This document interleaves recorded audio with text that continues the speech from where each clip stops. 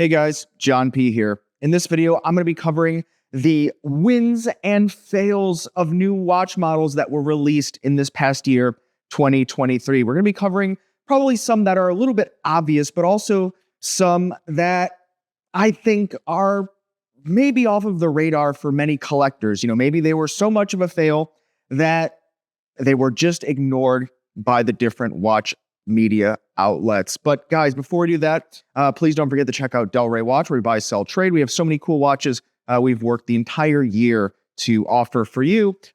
Whether you're looking to buy, sell, or trade, we can help you. Also on the wrist today, a new addition to my personal collection, a minty Chopard St. Moritz 8300 two-tone. I really love this watch. It's that kind of transitional period, the new vintage. You can see more about this watch and other watches that I wear, as well as kind of just what goes on with my life on my Instagram profile, The Real John P. And you do want to make sure to follow, because starting at the beginning of 2024, I'm going to be announcing some very special news and projects that are just finishing that should be incredibly interesting to many watch collectors. So I'm very excited that these projects are finally coming to fruition, and I'll be announcing them beginning of the year 2024 on my Instagram, The Real John P. So check it out there. And also, guys, this is probably going to be my first or actually last video release for the year 2023, just with the holidays and a lot of things going on. It's just a good kind of time where we can all spend with our friends and family instead of necessarily tied and glued to our screens. So not only am I taking a break for myself, but also a little incentive for my watch collecting friends out there to focus on what truly matters. So let's hop into this, guys. Recap of the year, the wins, let's cover it. The first win that I think this is a grand slam for Rolex. It's the Yachtmaster 42 in titanium. Now, Rolex collectors, watch collectors know that Rolex rarely steps outside of their sweet spot of predictability and classic timelessness. And the reality is, titanium is not classic. And we don't know if it is going to be a metal that's going to be here to stay, because there are very few models in back catalogs of brands that are titanium. So this is very cool to see Rolex get into something that is going to be a larger watch, but lighter, so that maybe those that are have a smaller wrist size could wear a bigger watch. I myself fall into that camp. So I love to see it. I like to see Rolex giving you something that looks classic and timeless, but a little bit of an extra quirk. I love it. Now, next, we have a brand that I think deserves more appreciation in the watch collector community. Parmigiani Fleurier released the Tonda PF. Now, this is going to be their integrated sport watch design to go head to head with the different, Genta or Genta-esque designs out there, right? Think the Nautilus, think the Royal Oak. You get it. That's where they're trying to compete. And until they released this watch, Parmigiani, I thought, was going to die. I thought the brand was just going to close shop and sell off their IP to some holding company somewhere that'll spin it up in 3 years' time. But no, there's actually Parmigiani Fleurier collector clubs out there. Go figure. So this Parmigiani Fleurier Tonda PF, I think, really is a step in the right direction for the brand, and it puts them kind of back on the map. Time will tell where they go, but I'm excited. I think it's a major win for the guys over at Parmigiani. Now, next we have Tudor, and this is a smaller watch, 37 millimeters, the Tudor Black Bay 54. I think it's fair to say that there have been underserved watch collectors out there with smaller wrists. Sure, I'm biased. I fall into that camp as well. But this is an example of when a watch brand listened to what the collectors were asking for, and they were asking for a smaller Black Bay dive watch, more in line with the traditional proportions of Tudor's Submariners, and wear in that kind of a way, and not this big chunky, hey, look at my watch form factor that many brands have gotten into. We'll cover that in the fails. So I love to see it. I love to see it, and I can tell by just the amount of people that have asked for it at Del Rey Watch. Collectors love the watch as well. If you're a Black Bay 54 fan, or maybe not quite yet, leave it in the comments below. I'd love to hear your opinions. Now, that takes us into another very interesting watch, kind of a reboot of an original but integrated design with a spin, right? This is going to be the IWC Engineer Automatic 40. Now, IWC Ingenieur, they've come out with many different models over time, but the reality is they kind of fell into this trap where they were releasing these chunky, big, heavy, hefty sport watches and alternative materials and these big indices and all this kind of a thing, more in line of an Hublot, for example, this extreme sporting kind of a thing. And it left, the people wanting something different than a Royal Oak or, the Nautilus. So you get it. They wanted something different, but maybe they liked the brand. And so Ingenieur Automatic 40 is back. They have a couple different dial combos as well as a titanium version of the watch. I like it. I think it's fun. And I think it's what collectors wanted. Maybe there's some supply issues, maybe not meeting the demand, and maybe the price is a little bit higher. Two criticisms that I hear of this watch sometimes, but the reality is those things are common across the board for many watches that people actually want today. So I think it's fair, and I really think this one is a win and sets them up to go in a right direction for us collectors in the future. Now, last for the wins, we'll talk about H. Moser, a brand that I really like, but I've seen them also fall into the big watch trap. Underserved, you get it, go figure. The H. Moser Pioneer Center Seconds 40. I think the Pioneer was on many people's wish list, but it wore just a little bit too big, certainly well over 40 millimeters. But now that they have a 40 millimeter size, I think it brings more people into the brand that unfortunately were not able to wear many of the watches being offered.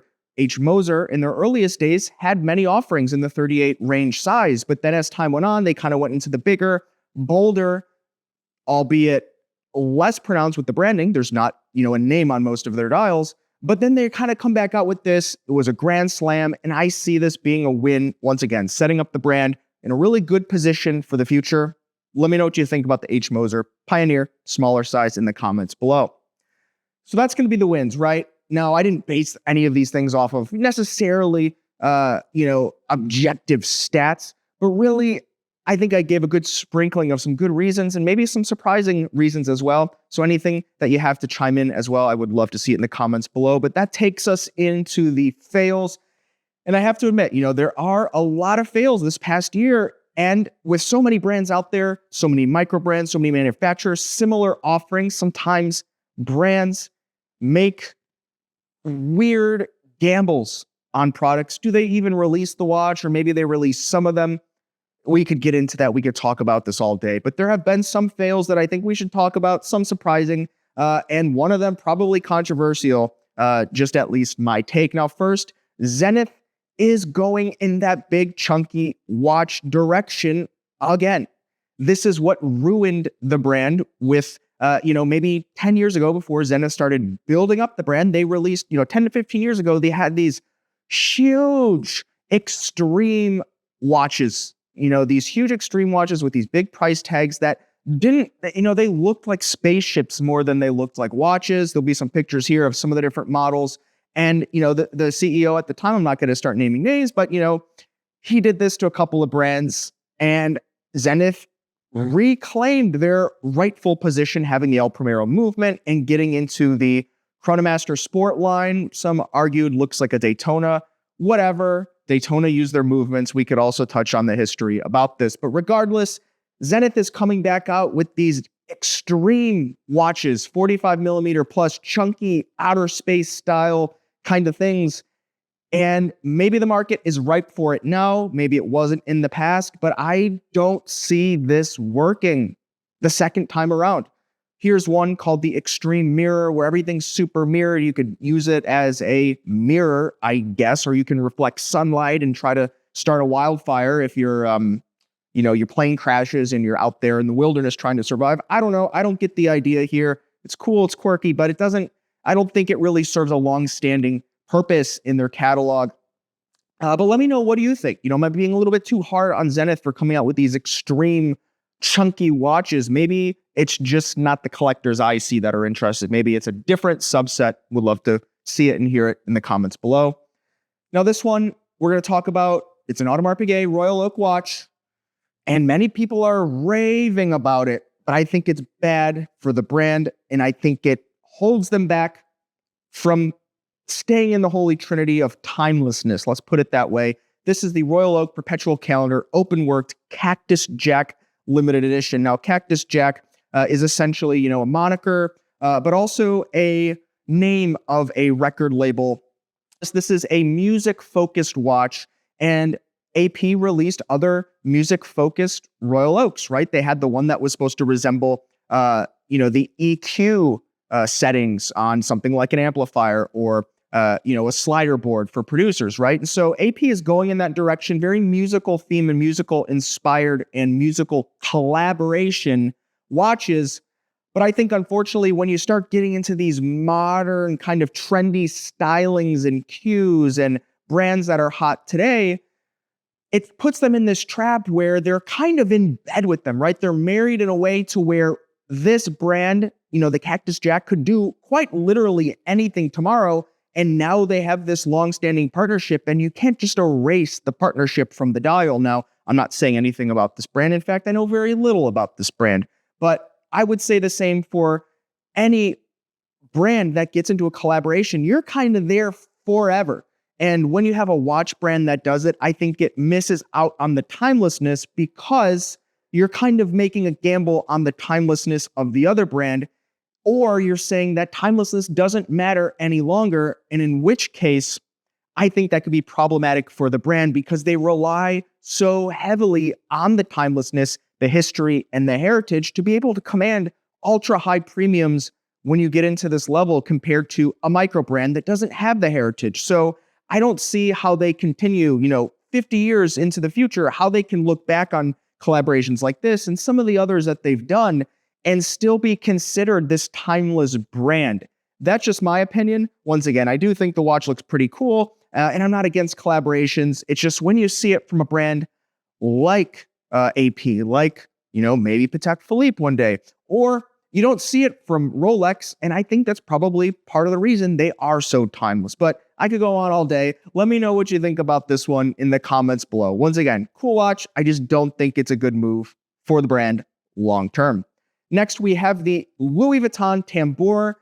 I'm not going to say much about this except for the fact that it's over $18,000, integrated design. They have an in-house movement that's not really in-house. It's, they have it produced by a movement manufacturer. And this is essentially a same watch as Spiek Marin has. Look it up. Spiek Marin has basically this exact same watch. I don't think this watch deserves the premium that they're charging just to have the LV name on it. But maybe I'm missing part of the segment. Maybe this isn't for collectors or enthusiasts. Maybe this is just for a guy that's not a collector. He's sitting in a boutique somewhere in Shanghai. His wife is buying a purse and some things.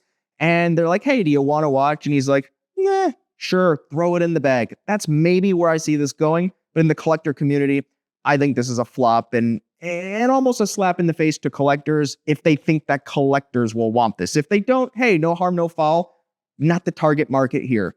Let me know what you think about this, comments below. I know it's pretty harsh here, but I think you can see why. Now, last, cool watch, nice watch. I was excited before it came out, but it just didn't actually deliver, in my opinion. This is the new Omega Seamaster Aquaterra 38 with the colorful dials. When it was announced, many people said, oh, this is amazing. This is going to be an awesome watch. It looked in the pictures, very high res, high shine, cool imagery. I mean, they just knocked it out of the park with the branding and the PR and the release on this one. But when I actually put one of these on my wrist, the bracelet was pulling at my hair. The colors were not as nice or even close to it as it looked in the pictures. And just overall, the polishing and the finish didn't have enough contrast. It was a little bit too high polish, high dress, and that's not at least the way that I perceived it. Now, once again, maybe this is just me, but then again, I'm the one making the video and sharing with you these things. So, feel free to chime in the comments below. I like Omega. You know that I have many Omega watches, including Aquaterra lineup. I just think, unfortunately, they have taken Aquaterra in a different direction that maybe doesn't appeal to many watch collectors or enthusiasts, but more maybe mainstream, casual, nice watch buyers. Let me know what you think. Comments below. So guys, this has been kind of my sprinkling, my choosing of watch wins and fails in the past year, 2023. Once again, thank you so much for being with me here, both on this channel, my Instagram, The Real John P, and of course, at Del Rey Watch, where you've all been just amazing to work with throughout the years. And it's been such a pleasure and honestly an honor to have you here with us and entrusting both myself and my business partner, Federico, over there and the rest of the guys on the team with all of your watch trading, buying, selling, and needs. It's been a blast. And I'm looking forward to doing it again next year. And also make sure to go over and follow me on my Instagram, The Real John P, because beginning 2024, there's going to be some very big news on some projects we've been working on that I think you'll be excited about. Thanks again, guys. Merry Christmas, Happy New Year, and we'll see you in the next year. You've been chatting with John P.